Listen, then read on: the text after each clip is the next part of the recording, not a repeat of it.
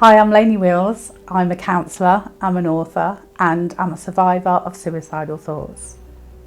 Let me tell you more about myself. On the professional side, I've worked for the NHS, I've worked for Leicestershire County Council, and I've worked for Leicester City County Council. I'm also the spokesperson for BBC Radio Leicester for mental health. So, I know what I'm talking about. On the personal side of things, which is just as important, I believe, I've experienced childhood abuse, drug addiction. I've been homeless, I've been penniless, and I've been pregnant. Those three things all at the same time. So I am no novice when it comes to dark and suicidal thoughts. So I've put together a series of videos which aims to help people to go from dark places where they're having suicidal thoughts to beautiful places. So how to change your mindset. So this is about not only my journey, but I've been counselling for 10 years, so it's the hundreds of other adults and children's journeys that have helped to change their mindset and make that shift from the dark into the light. So if you're interested, I hope you enjoy them. Hi, Lainey here. In the last video, I was talking about how to pull your energy back in order that you're motivated to start your healing. This video, I'm going to talk about how to get that energy going and actually get the healing going. So there's two key ways of doing that that we'll talk about in this video. And the first one is permission to make mistakes. What I'd encourage you to see your life like is it's like a maze, okay? And when we're going in a maze, we know we're going to go down a lot of dead ends, and we're going to make a lot of wrong turnings. And life's the same. We're going to make some decisions, and on reflection, they turn out to be the wrong ones, yeah? And ultimately, that is a part of life. And I love to think of a child learning to walk when I think of this, and how many times they fall and fall and fall and essentially get it wrong. They get it wrong hundreds, if not thousands of times, yeah? But they just keep on going. And they almost like, if you imagine that like they're collecting data every time they fall, and it's like, okay, so I don't do it that way. Okay, so I don't do it that way. Okay, so I don't do it that way. And all of that then adds up to eventually, if they're lucky and mobile enough, to actually then start to walk, yeah? So if we can have that same kind of wisdom when we make mistakes, instead of going really lizardy, which we spoke about before, if we could go, oh, okay, so we don't do it that way then, and literally see our mistakes or a life decision that turns out to be the wrong one as an opportunity to learn or collect data, and then think, all right, okay, so I'm going to move on with some new knowledge now and a new skill, and move on in life, you know, wiser because of what I've done, and actually be gentle and kind and understanding, this is all owl obviously, that mistakes are absolutely inevitable. You know, I took drugs. I thought drugs was going to make me happy. It didn't make me happy, but I found that out by taking them, yeah? I thought, well, if this works, it's going to be great. You know, felt like it worked for a bit, but it didn't. Eventually I came to a point where I was like, this is not real happiness. Something felt wrong about it, yeah? So then, you know, you carry on trying lots of other different things until you do find what it is it does, where you do find kind of contentment. And that's what this healing journey is about. And so I would really, really encourage you to be very, very gentle with yourself with the mistakes that you've made. Because of course the lizard beats us up.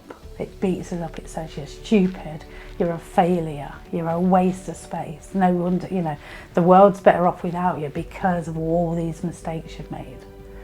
But think if think if that's how we thought of babies when they were learning to walk every time they fell. That would be so cruel, wouldn't it? It would be so mean. So let's not do that to ourselves, because just like babies, we were trying something to see if it would work, and maybe it didn't work. Remember, we're not taught how to deal with emotions unless we're very, very lucky.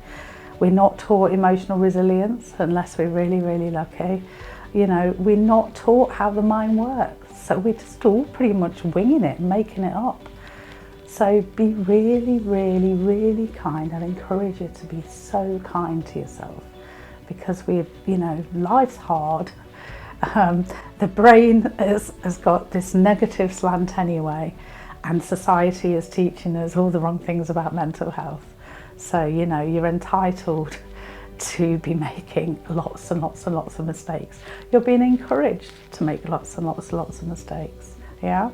So I'm asking you to now forgive yourself for those mistakes as much as you can, as much as you possibly can. And how do you do that? Once again, the beauties of YouTube and modern living. If you've got any access at all to those, just get on YouTube, 5 minutes forgiveness exercise. Just keep on giving yourself those lovely messages. If you haven't, you can tell yourself, you don't need YouTube.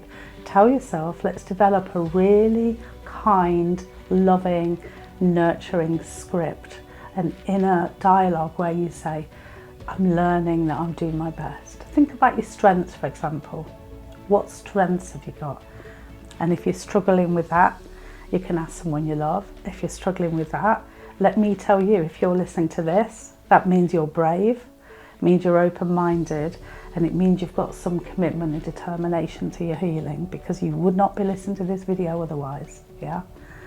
So take them strengths, own them, own your strengths.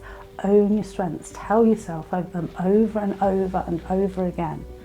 Because let's face it, what our lizard does is it reminds us of our weaknesses over and over and over again, and we know how that makes us feel. So it's about getting some balance, yeah? You deserve to start letting in the light, start wearing the love heart glasses that the owl would encourage you to wear. Start seeing the other side of life, the other side of you, the good things. What decisions did you make that turned out to be right? What strengths have you got? What good things have you got?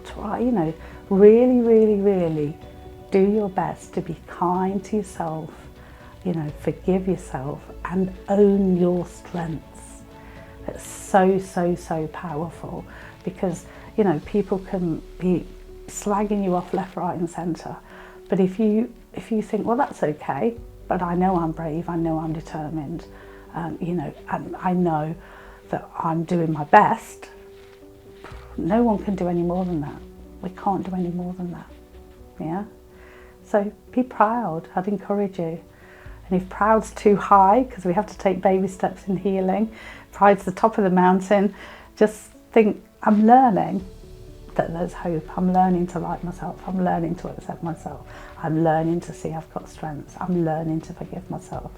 Those kind of messages, they're medicine, they're owl food. This is who we want to be feeding, yeah? We want to be using this bit of the brain, the prefrontal cortex. And we can do that. We can change how we use our brain. And science has actually proved this with neuroplasticity. So yeah, that's something else for you to check out. That basically just means that we fire, neurons that fire together wire together.